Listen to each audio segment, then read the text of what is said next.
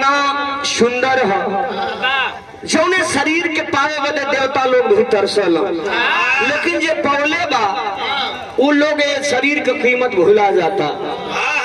कहना बात है, गीत लगल मास्टर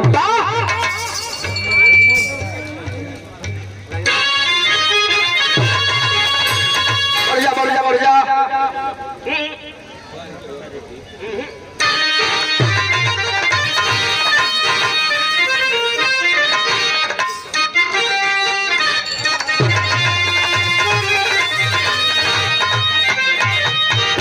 हमारे निर्गुण का तर्ज है, जितना बढ़िया निर्गुण है उतने बढ़िया तर्ज भी है। ये अगर ये कल युग में ये है बड़ा जोर शोर से चलता। कहा मास्टर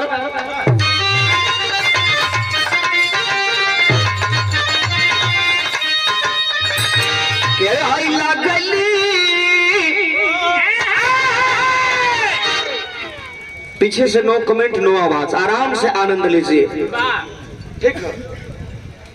बहुत बहुत आप लोगों के सम्मान बैठ के मजा ला। यहाँ अपन घर है, अपन बाजार है, हमारे मेहमान कलाकार बैठे हुए हैं मीनाक्षी दास जी, तो आप लोग बीच में वो मत करिए, आराम से आनंद लीजिए, जिससे कितना सुंदर महफिल बैठी हुई है। मैं पुनः आप श्रोता बंधुओं का बहुत बहुत मंच के माध्यम से हार्दिक स्वागत वंदन अभिनंदन करत बनी।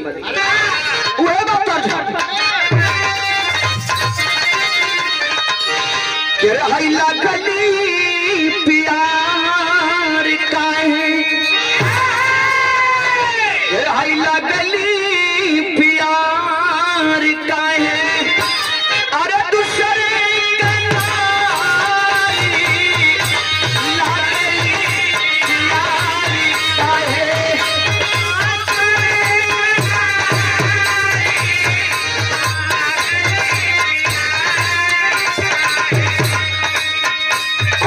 पुरस्कार 51 रुपया से सम्मान के लिए हमारे भैया सुरेश यादव जी केसरुआ की धरती से आपके सर्वों को प्रणाम, सबके हमारे थाउचित नमस्ते प्रणाम हो।